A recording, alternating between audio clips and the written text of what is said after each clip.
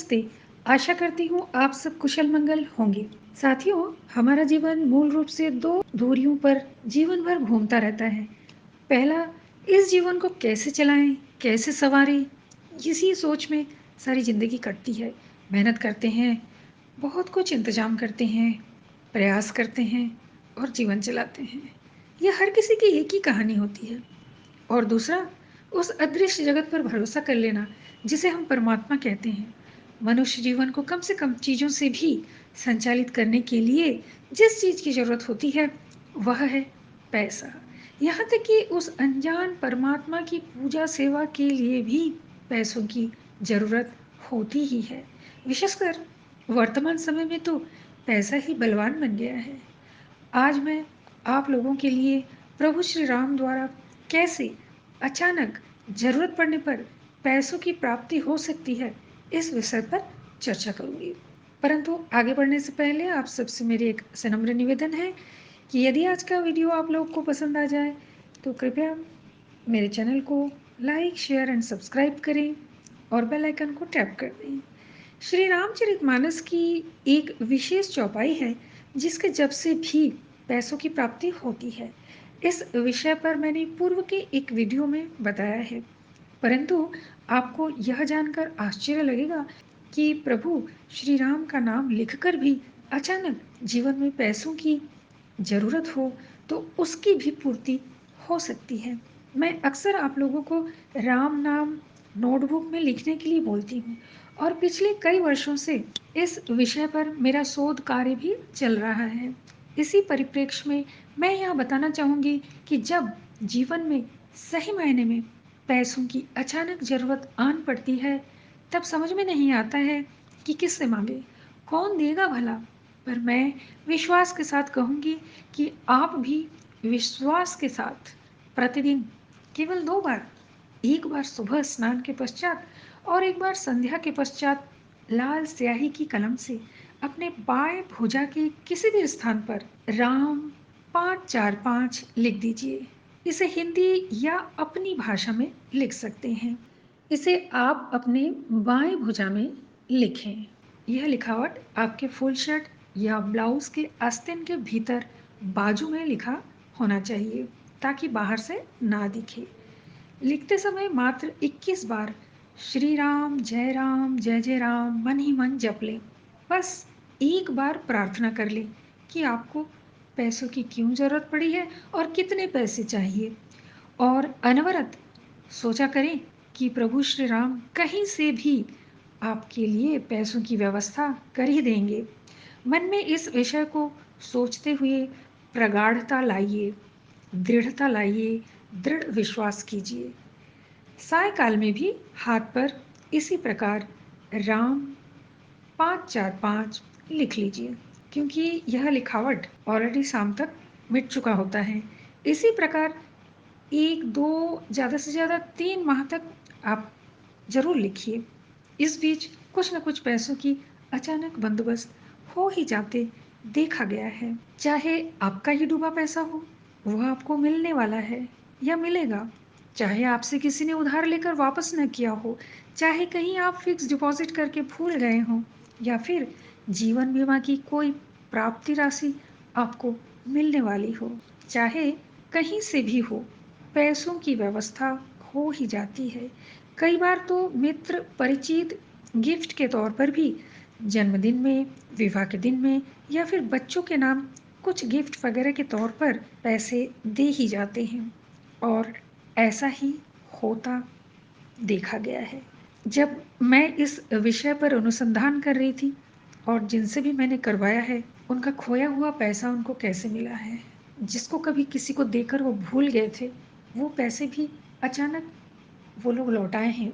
तो इसी से साबित होता है कि कहीं न कहीं कृपा अवश्य बरसती है। यहाँ एक विशेष बात यह भी है कि चूँकि हम प्रभु को सांकेतिक रूप से अपने विचार भेज रहे हैं, इसलिए इसका प्रयोग तभी करें जब बहुत ज़्यादा रुपयों की आवश्यकता पड़ जाती है। पैसों की प्राप्ति के पश्चात बिल्कुल याद करके छोटे-छोटे बच्चों में मीठी चॉकलेट ज़रूर बाँट दीजिए और प्रभु को धन्यवाद करना ना भूलें। भुजा पर लिखने की प्रक्रिया का आरंभ शुक्ल पक्ष के नवमी तिथि से करना उत्तम होता है। अब कुछ खास बातें बता दूं, जिनको यदि मानकर इस प्रयोग को किया जाए तो बहुत ही अच्छे परिणाम देखने को मिलते हैं, सफलता अवश्य ही प्राप्त होती है। इसे मैं नंबर वाइज बताना चाहूँगी। नंबर 1, जब बहुत ज़्यादा पैसों की ज़रूरत हो तभी इस उपाय को करना चाहिए, क्योंकि यह प्रभु श्री राम से रिलेटेड है। हम उनसे कनेक्ट होते हैं, उनके पास हम अपनी व्यथा कहते हैं, तो हम वही करें जितना हमको ज़रूरत हो। नंबर 2, इस प्रयोग को अविश्वास करके या परीक्षा के तौर पर कभी नहीं करना चाहिए।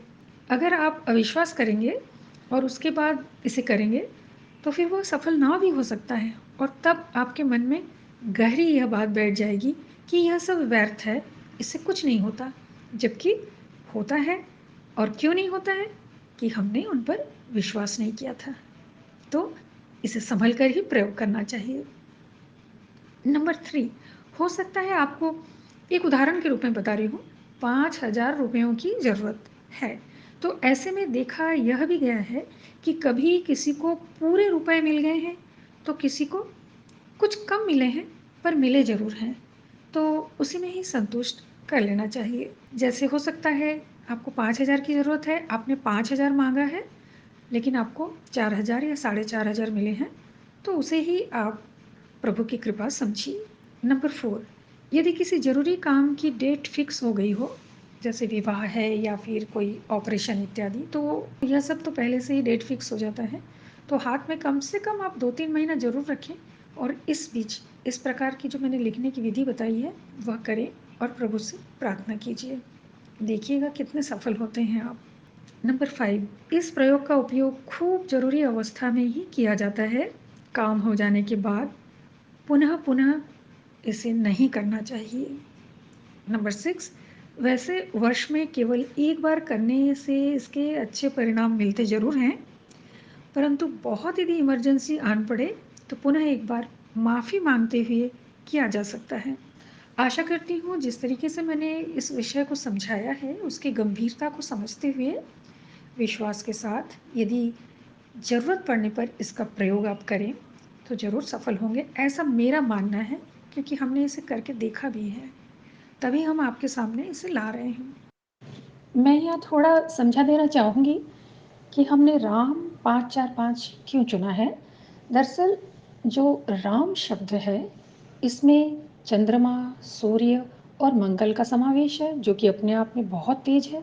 इसके अतिरिक्त 5 अंक जो है वो बुध का प्रतीक है, और 4 जो है राहु का। बुध हमारी वाणी एवं बुद्धि का परिचायक है। राहु हमारे कार्य क्षेत्र में आय उपार्जन के लिए जो हमें योग्यता होनी चाहिए, वह प्रवृत्ति, वह सोच राहु ही देता है। अगर हम दोनों पाँचों को जोड़ें तो 10 होता है, और अर्थात कुल संख्या 1 होती है, जो सूर्य का प्रतीक है। और अगर 5 और 4 को जोड़ें तो 9 होते हैं, जो मंगल का प्रतीक है। और इन 5, 4, 5 को यदि हम जोड़ते हैं तो 14 होता है, और 14 को फिर जोड़े तो फिर से 5 आ जाता है, जो वही बुद्धि और वाणी का प्रतीक है। ऐसा भी सोचा जा सकता है कि इतनी सारी संख्याओं का ना प्रयोग करके यदि केवल 9 या फिर 1 अगर वहाँ पर लिख दिया जाता तो क्या काम नहीं करता?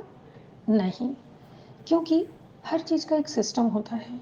जैसे माँ से जब हम पैसे मांगते हैं तो हम डायरेक्ट उनके पर्स में हाथ नहीं देते, हमें माँ को बोलना पड़ता है, उन्हें समझाना पड़ता है कि क्यों हमें चाहिए। माँ भी कई तरीके से पहले हमें पूछती है कि तुम्हें क्यों चाहिए, उसके बाद ही वो देती हैं।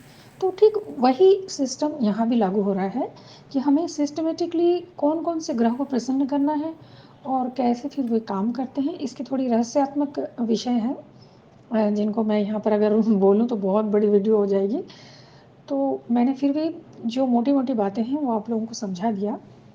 तो इसी प्रकार से ये राम नाम 545 हमें अर्थोपार्जन करने के लिए अदृश्य शक्तियों से बहुत मदद करता है।